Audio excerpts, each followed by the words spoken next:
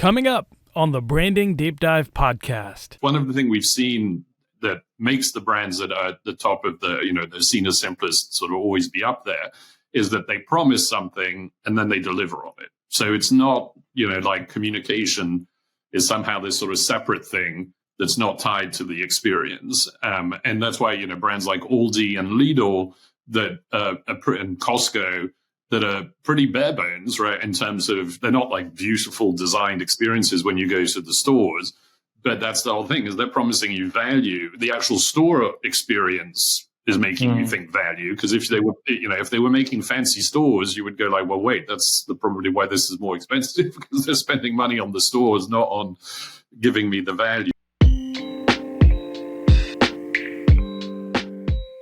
This is Ahmed Chima, and welcome to the Branding Deep Dive podcast. If you're new here, this is a podcast where we have in-depth discussions with founders, marketers, and brand strategists on how to build a brand that people love. Today, we're talking to Brian Rafferty.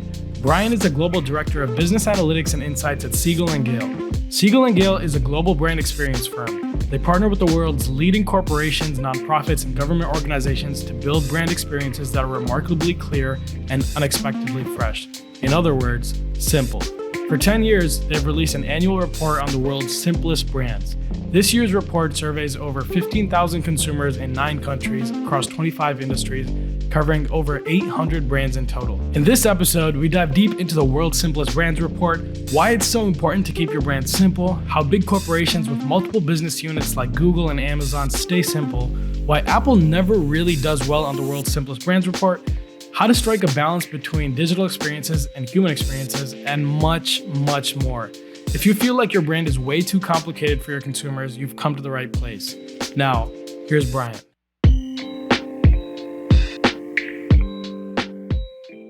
I find the intersection between like branding and like data super interesting, because there's not a lot of data that you can get because there's so many different signals and like, what do you actually include?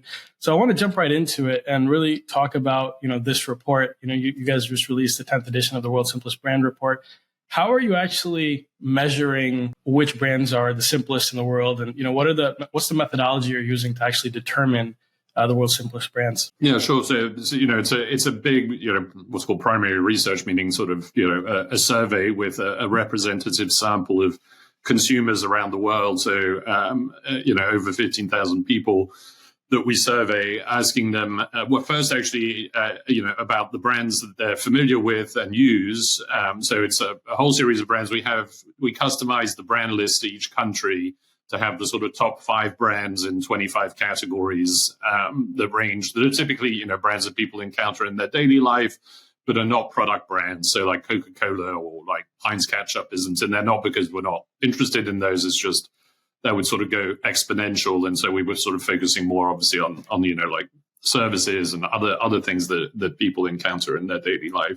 So any given respondent sees a set of brands and then says whether they're familiar or if they use these brands. And then for the ones that they're either familiar with and don't use, or the ones that they use, we then actually ask them a relatively simple question, which is, how much simpler or more complex is this brand in terms of its communications, experiences, product services versus its peers? And so, they rate the brand. And then we also have them rate the different categories on a whole number of dimensions that we know relate to simplicity, that range from, how like typically painful or non-painful are interactions in that category, how useful do they find that category, how focused on customers do they find that category, how innovative do they see it? Because as you can imagine, like the simplest brand in the sort of restaurant, fast food, or as they term it, quick serve categories is not going to be the same as the simplest brand in insurance, right? In the sense that obviously you kind of get a bump if you're in a simpler industry, if you will, and obviously you're going to get a bit of a negative if you're in a more complex industry. Now, I want to set the stage here a little bit for the audience. I know I had a chance to read through the report, and one of the things that you guys mentioned is that the simplest brands outperform the market by 1,600% since 2009.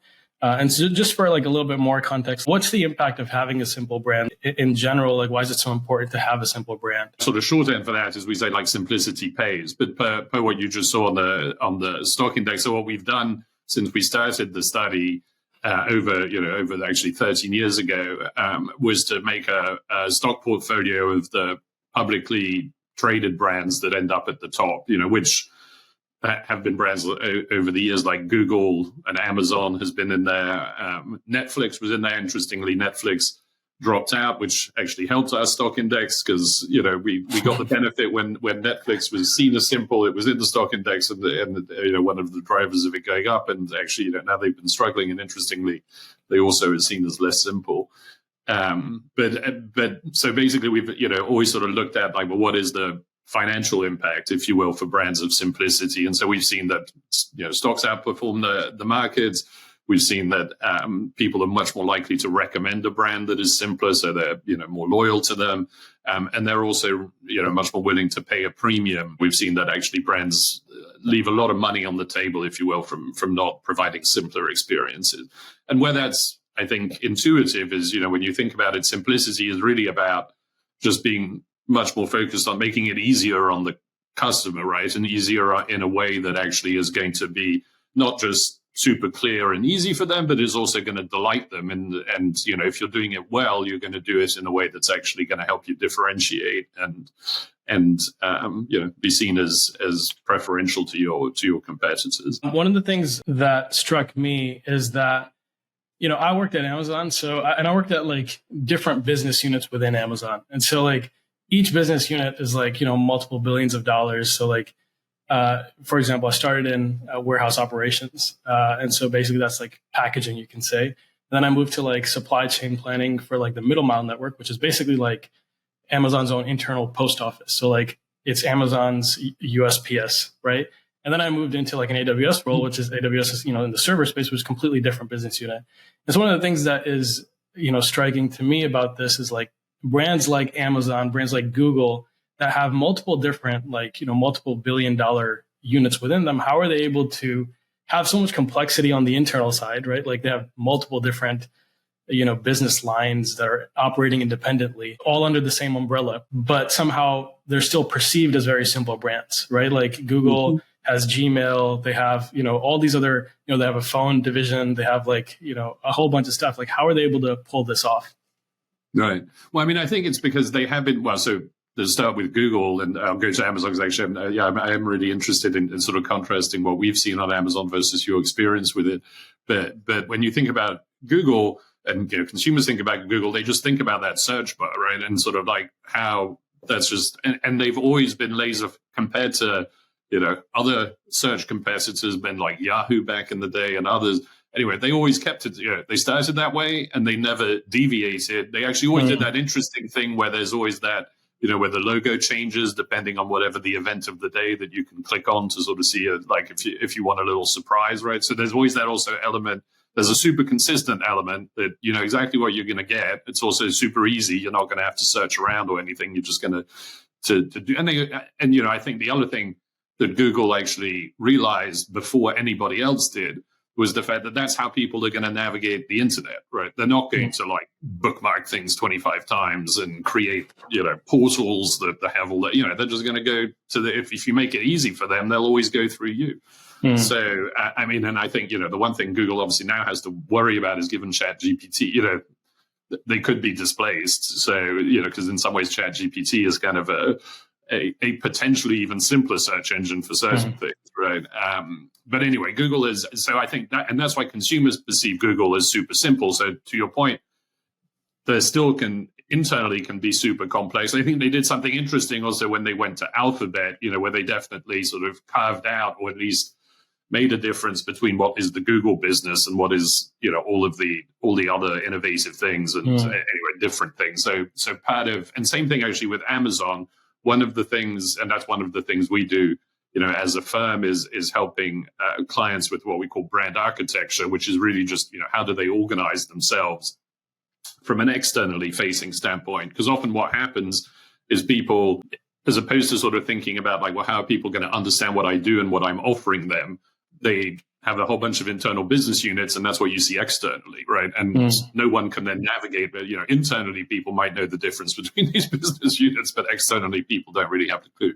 So I think that's what also, Google and Amazon, for example, did really well with Amazon Web Services, is it really actually created a very strong and specific sub-brand for that made it actually clear. You knew what was Amazon when you're going and shopping on Amazon, and you know the difference that Amazon Web Services is not Amazon, if you will, is not the Amazon shopping site, and is actually the B2B offering.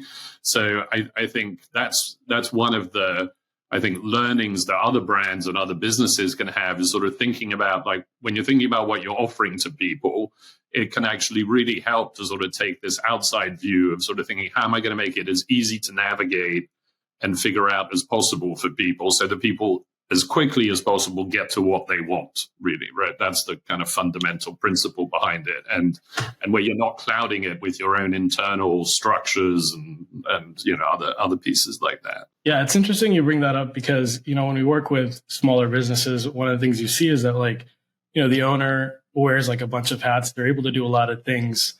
And so that's what you see. That's what they kind of put out there. And then, when you tell them to like focus on one thing, or, at least in your messaging, keep it consistent to one thing, they're like, but look at Amazon and Google. And so I think it's really interesting that you brought up that, Google has stayed consistent with that search thing this entire time. Another thing I wanted to ask on this, a concept of consistency, is your thoughts on the rebrand to X. I know you guys talk about this in the report. And how, X dropped, I think, to the last of the list. And so one of the things I want to talk about is, like, how much of an impact does time have, and touch points over time on the impact of these, rankings that you have? Because, I'm looking at these, a lot of these companies have been around for, like, you don't see a lot of like startups on here. Well, you did have Netflix, as I said, it's at some stage. But yes, I mean, and there's been Lyft, and Lyft actually has done better than Uber typically. But yeah, I mean, you do see also, because you're right, it's also a lot of brands that have stood the test of time, if you will, and stood the test of time by making sure that they do, one, stand for something in people's minds, and then consistently support that, and don't deviate from that. And then when you think about sort of like the importance of time, it is time. I mean, there's some famous things, right? Which is like, for every 10 positive experiences, one negative experience can have like outsized impact, because people, will talk about the negative experience much more than they'll talk about the positive experience. I mean, I think that, extends itself to brand. If you sort of think about it, is you want to actually sort of deliver, when you want to have a consistent message, but you also want to deliver consistent experience. One of the things we've seen that makes the brands that are at the top of they're seen as simplest sort of always be up there, is that they promise something and then they deliver on it. So it's not, like communication is somehow this sort of separate thing that's not tied to the experience. And that's why, brands like Aldi and Lidl and Costco that are pretty bare bones, right? In terms of, they're not like beautiful designed experiences when you go to the stores. But that's the whole thing, is they're promising you value. The actual store experience is making you think value. Because if they were making fancy stores, you would go like, well, wait, that's probably why this is more expensive, because they're spending money on the stores, not on giving me the value. So, and then at the same time, they also do that principle of sort of surprise, right? Where you find stuff that you wouldn't even expect to find there, and it's at a super good price, and you're sort of like, oh, I mean, I went there because I wanted whatever the 5 boxes of pasta for whatever super deal, but then I actually found fancy chocolates at some ridiculous price that I can bring back. So I mean, I think it's a lot of it's promising something and then delivering on it in the experience, and then staying focused on that in the sense of being consistent and having that consistency of experience. One brand that's famous for simplicity, but actually over time hasn't always done as equally well, and that is Apple, when you think about it. Because so Apple's always known as like simple, and in technology stands for simple, and obviously, beautiful design, all that. But it's actually typically never done all that well in our study, and there's sort of 2 reasons.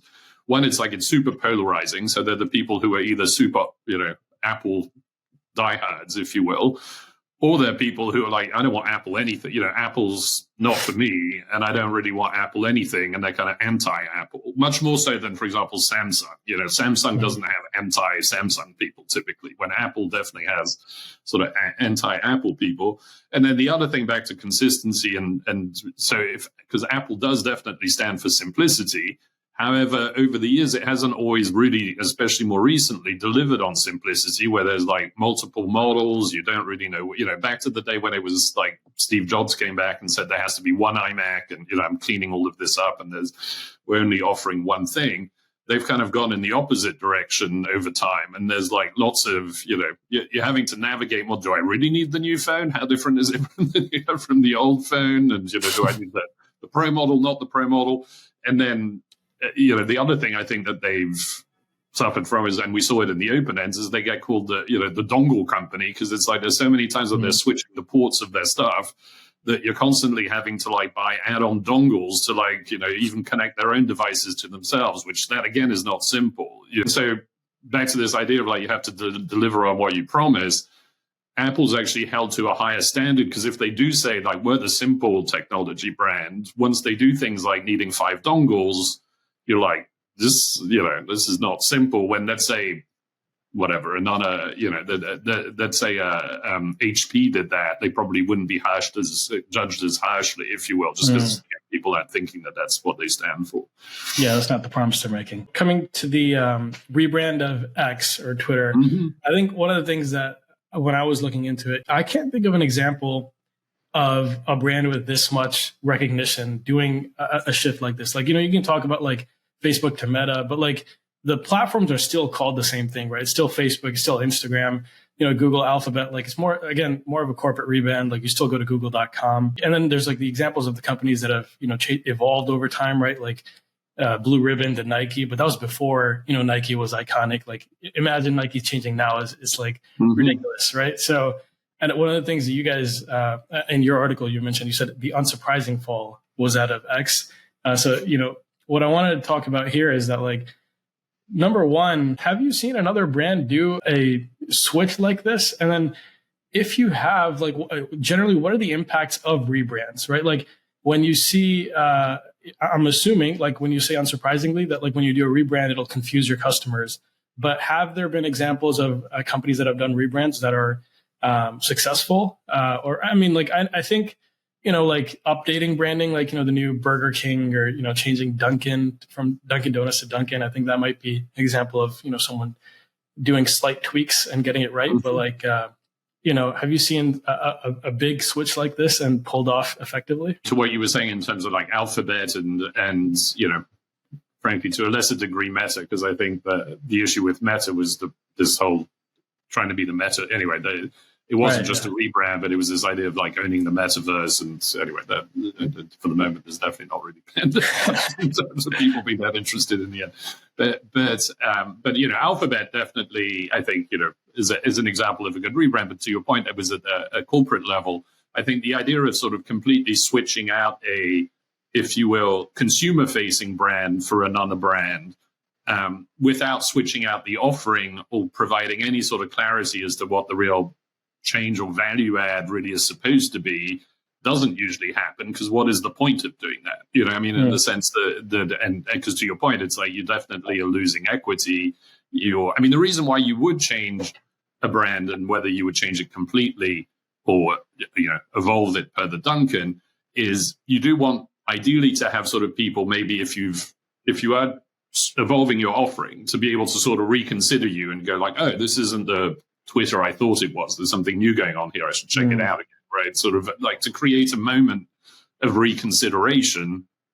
And then ideally, per that, you want to be for people to reconsider you, because either, you've gotten better, or you're offering them more things, or anyway, there's a change that you're trying to communicate through that.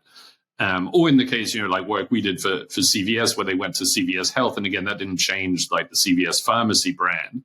But in that case, they wanted to not be seen as just like a convenience store pharmacy. They wanted to be seen as a healthcare company that is, and per things that they've acquired since, like Aetna, and then per having the Minute Clinic. Anyway, being seen as a diversified, if you will, healthcare company, a category of one. And that's why they changed that corporate brand from, what was CVS Caremark to CVS Health. And then back to the experience, did this in a way that to pay it off, where they took cigarettes out of the store at the same time as the rebrand. So that made it believable, right? It's sort of like, we're making this change, we're focused on health, we're helping people on their path to better health, which was their purpose.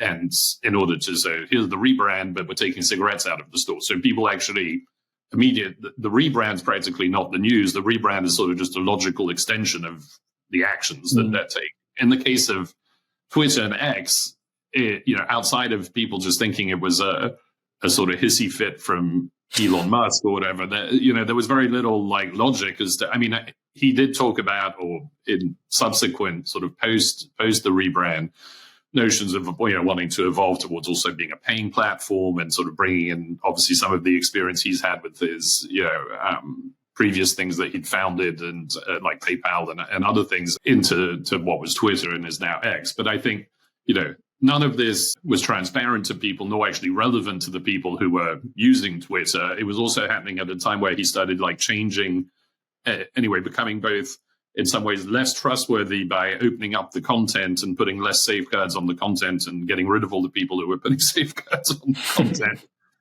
And then at the same time wanting to charge people for, either the check mark or otherwise tiering. Anyway, a lot of changes, which I can see, but there could be some business rationale for some or even all of them. But in the way they got rolled out and communicated, and then with the rebrand, none of this was a positive. This was all just like, this is chaotic, if you will. Yeah. And then I think the worst, and the reason why it did so poorly in the study is a number of things. That is, some that are just social media and media in general, which we've seen throughout the recent years we've done the study, have been dropping, because of the whole fake news type concepts, because of people not trusting, if you will, what they're seeing online or in social media. And in some ways, I think X is sort of seen as the worst of that, in the sense of how can I trust what I'm seeing on this platform? Do I know if it's actually real information or not?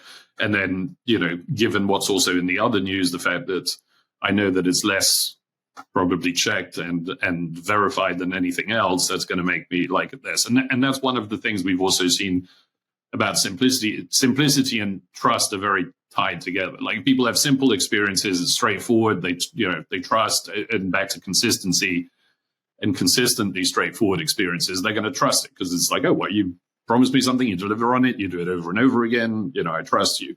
Mm-hmm. Conversely, if they don't trust you, and if they see complex experiences, they don't feel it's done on by accident. They feel like, someone's this brand or somehow is trying to get one over on me, if you will. So there's a big relationship between trust and simplicity. And I think part of X's issue is, it's not, it's becoming less and less trusted, and in some ways less trusted by the people who consume the information on it, but also less trusted by the people who post, who use it as a platform, if you will. So anyway, it does seem, I do think he has challenges. Anyway, I don't know how that is going to pan out from the money standpoint. I want to shade gears here a little bit. One of the things you guys have in the report is like these journey maps where you go through different touch points in the customer journey for different industries and kind of rank like the most difficult and most simplest part of the journey. And so I thought this was like, really useful information for anyone in those industries, because if you look at it and you're in that industry, you know exactly what you need to focus on, where you can differentiate yourself and really deliver a world-class customer experience. But for people that may not have access to this information, they want to, map out create a journey map for their own business or their own industry. How would you go about creating something like this and thinking through, which touch points you should be focused on for like a smaller business? Right.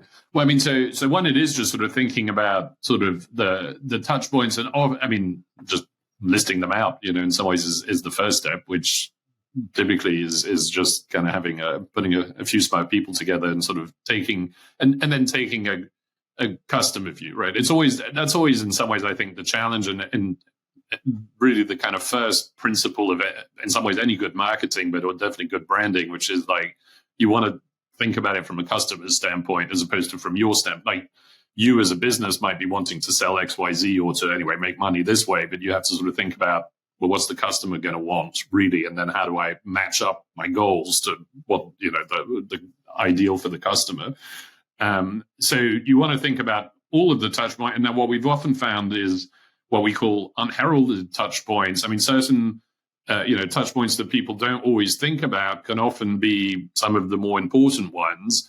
And so, when you think about it, for example, even when you're like a telecom brand, like an AT&T or a Verizon, in some ways, the bill is one of your most important touch points and is often, frankly, one of, sadly, the more complex ones, because people get, you've told them that they were going to pay whatever, $40 a month, and then they get the bill and it's like $70 a month because there's like a huge list of supposedly transparent surcharges. But I mean, it's not transparent at all, because you have no understanding as to like, well, what is this whole list of these random surcharges that no one told me about until I got the bill?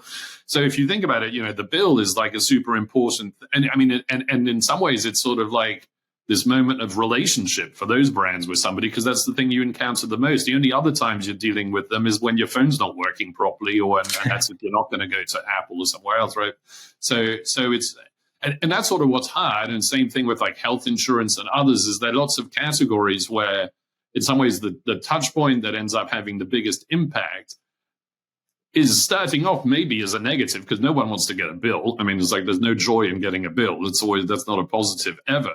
But if you think about that and you sort of think about, okay, well, how can I make actually, if the bill is this thing that actually people are going to, that is the moment that my brand is having with most of my consumers in the most frequent and also potentially in the one that's causing them the most, unhappiness and or complexity, what can I do to make that better? Which a lot of times is sort of thinking again, as opposed to same thing actually, car rental, which is another industry that's always at the bottom of our index, is like listing every charge is not making it more transparent and easier for people, right? Because they have no clue what these charges are. They don't want particularly these charges.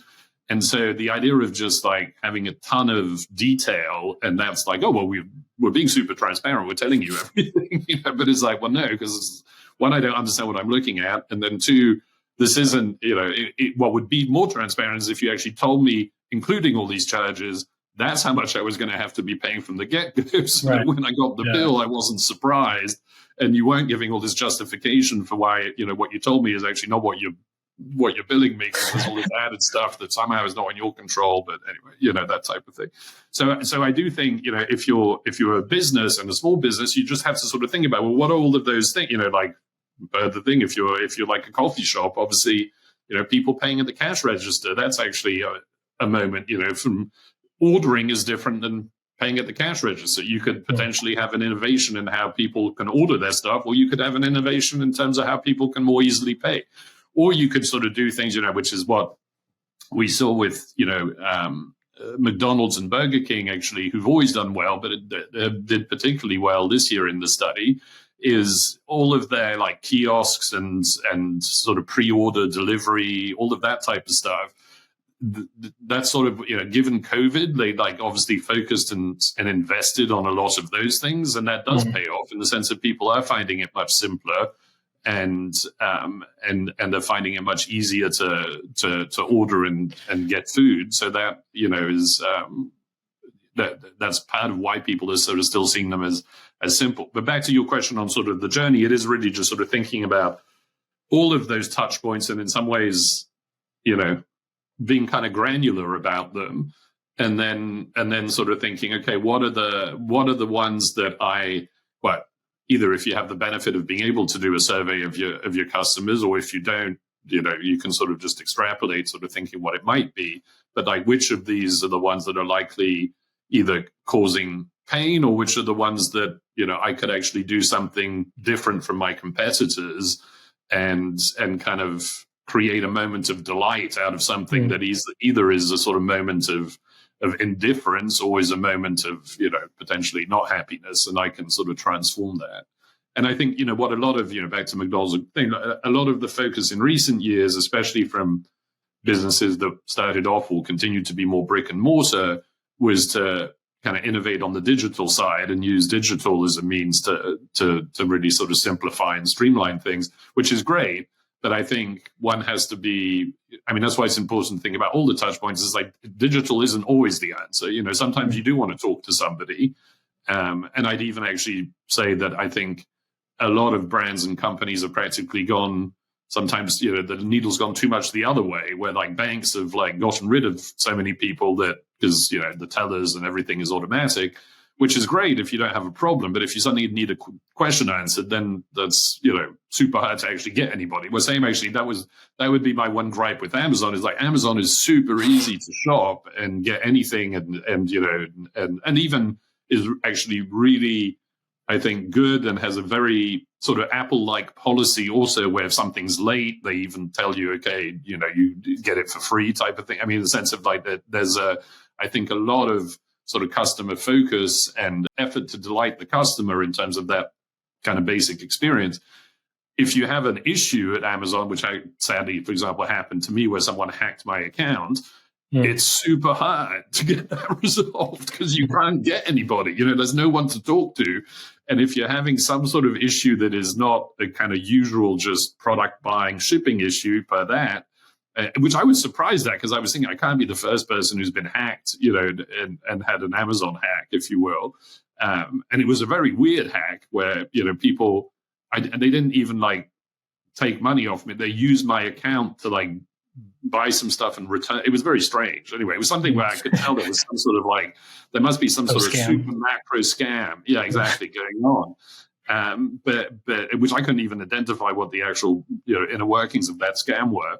But the thing that surprised me on the Amazon side is just that there didn't seem to be very good processes in place. So anyway, it was like actually really hard to try to solve what was going on. And I think that was because it was a touch point, if you will. It was an experience that was more of an outlier from the sort of general thing. And so once you're in that type of outlier experience, when you're in these like super streamlined, hyper digital, where the experience is, if you will, it can actually get pretty hard to solve the thing, So that's why I do think there's still, anyway, obviously, and what I would assume, I don't know, maybe AI is going to make all these chatbots a little better. But, as you know, it's also when you get on the chatbot, it's like the chatbot is often not solving your problem. Yeah. The first thing you usually put in the chatbot is, can you connect me to a person? It's interesting you brought up the McDonald's kiosks and this kind of thing. I was actually, one of the things I have in my notes here is that in the actual report, two of the things you guys mentioned is, in order to be simpler, invest in customer support and emphasize human interaction. We see, like you mentioned, a lot of brands actually going in the other direction where now that there are these tools and technologies that allow you to have chatbots, there's less and less human interaction, especially in points where you actually want a human interaction. I'll give you an example. One of the clients I was working with, they had an issue with their Etsy store, and I was trying to help them figure it out. And man, I could not find a number. I couldn't find an email. I couldn't find any way to contact them except for this appeal process that they had. And the appeal process, it would take them 3 weeks just to review it.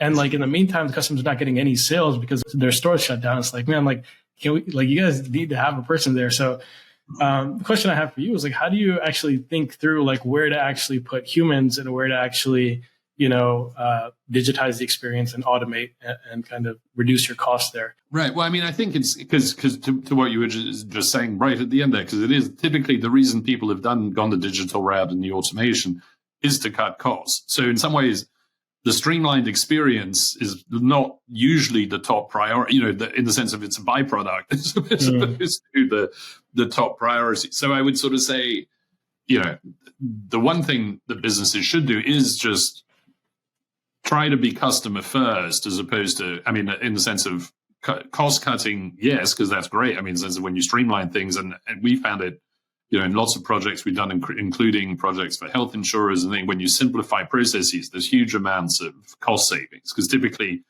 also, simplicity on the inside or complexity on the inside of companies is costing them money usually, in terms of similar to your Etsy appeals process, like claims processes for health insurers, where if they can't actually get to processing the claim, they have to pay it because it's already out of their, in the sense that so they're losing money by paying too many claims because they can't even manage to process them given the complexity of their processes.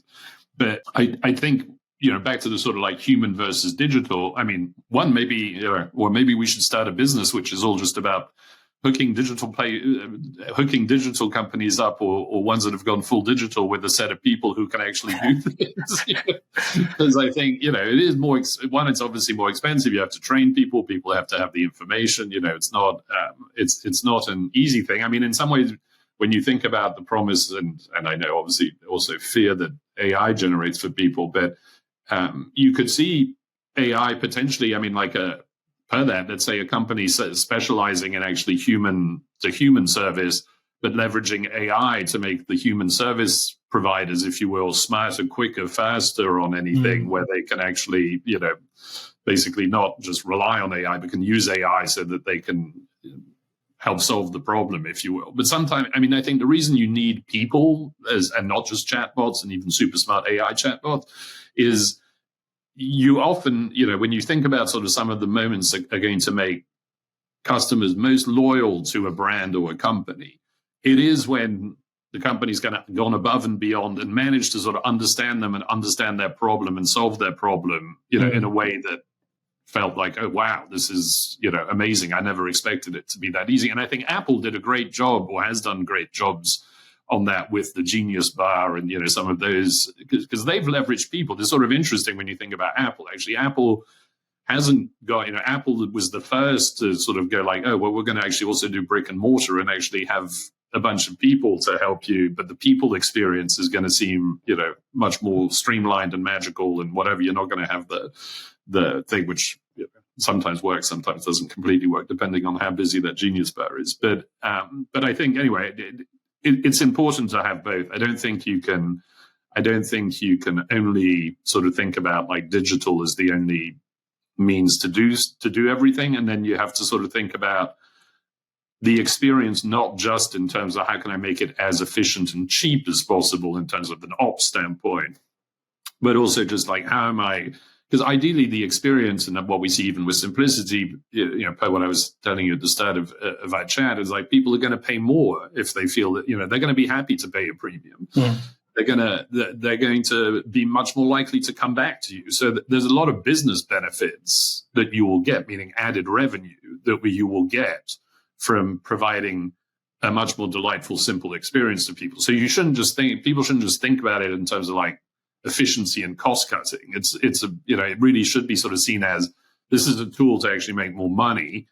And if that's the case, then let's actually really sort of think about, well, what could be the ideal experience that people could have, and then figure out what we need to spend where in order to make that happen, as opposed to just sort of thinking about it as an efficiency play, if you will, which I think is what has happened a lot in recent years.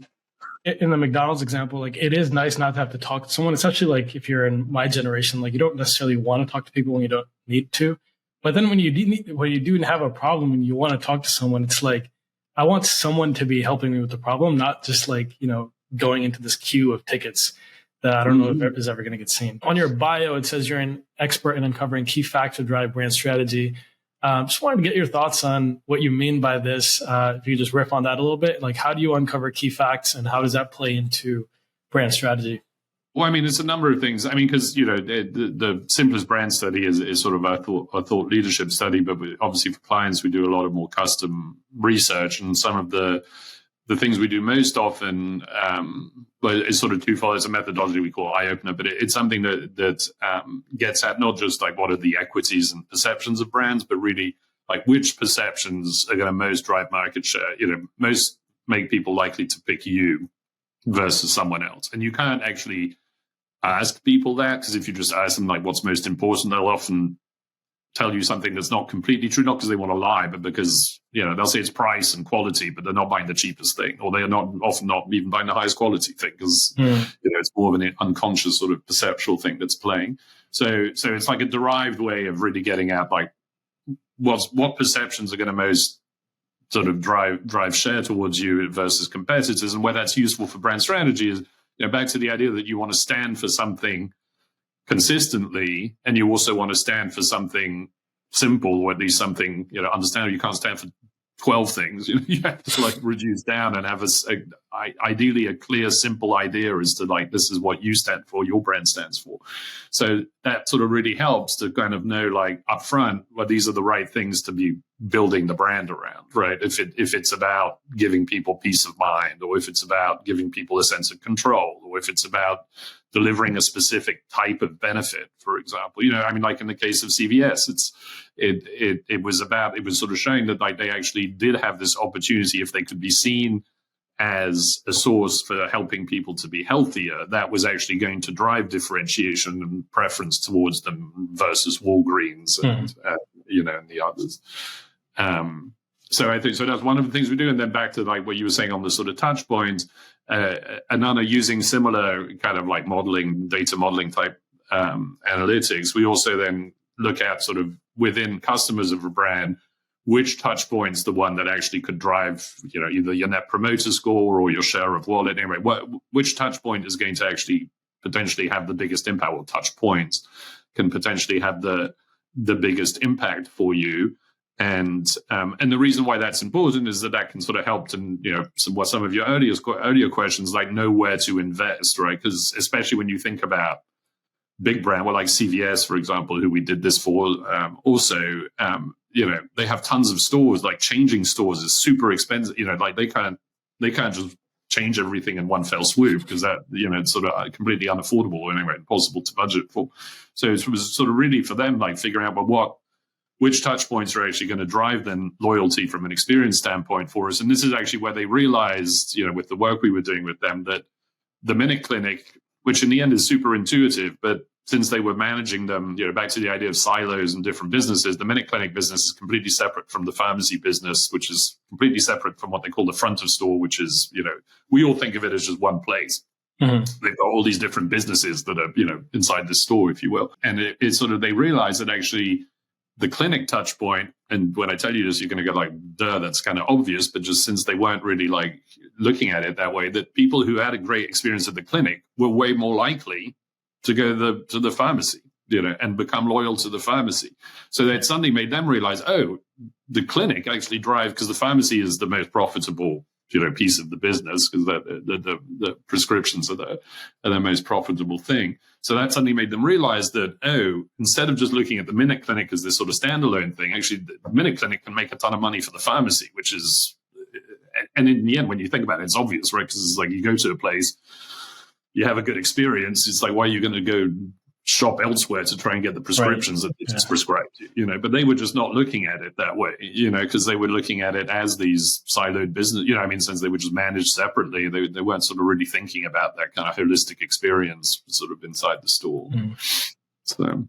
So I think that's, that's the other thing we do is, looking at sort of helping to sort of figure out which touch point is actually going to really move the needle, where if you invested in this is actually going to do something for you. Mm-hmm. Now, Brian, where can people find you? And then if they want to read the report, where can they find that? How can they get in touch if they, they need some branding services, they want to simplify their brand? How can they get in touch? Sure. Well, they can find me at Siegel+Gale and Siegel+Gale.com, but they can also find the study. We have a separate, if you will, subsite called worldsimplestbrands.com that is where you can actually not just find the results from the study, but back to your point on all those journey maps, which we haven't done, which we don't do every year. This was actually we'd done them in the past a number of years back, but this was sort of the first year we'd done them in a while. And there's a lot of detail actually that you can find on the website in terms of the different touch points, more so than in the report.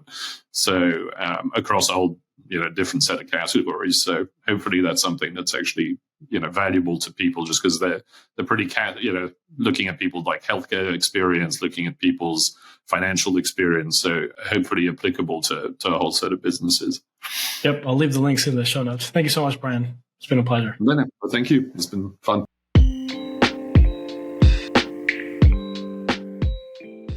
Now, as always, I have my key takeaways from this episode, but before we get into that, I want to share a clip with you from our discussion with Dr. Aaron Ahuvia on why we fall in love with brands.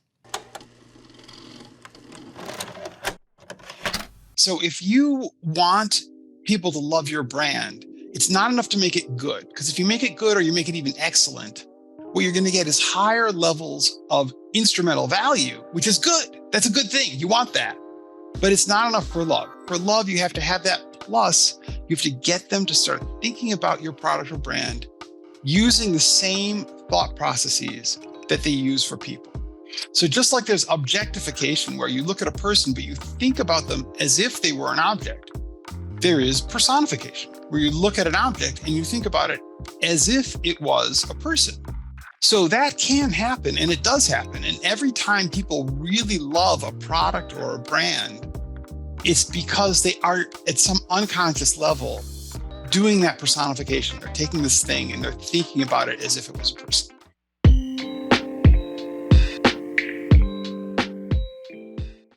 If you enjoyed this discussion with Brian, I'm sure you'll also enjoy the episode with Dr. Ahuvia. Check it out wherever you're listening to this podcast. It is episode number 64.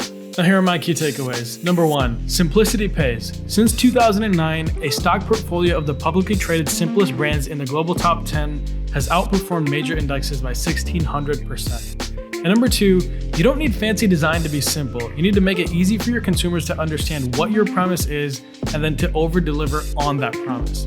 The reason Apple doesn't rank highly on this report is because people have high expectations of simplicity from Apple because it's part of their messaging, and they don't always live up to that promise.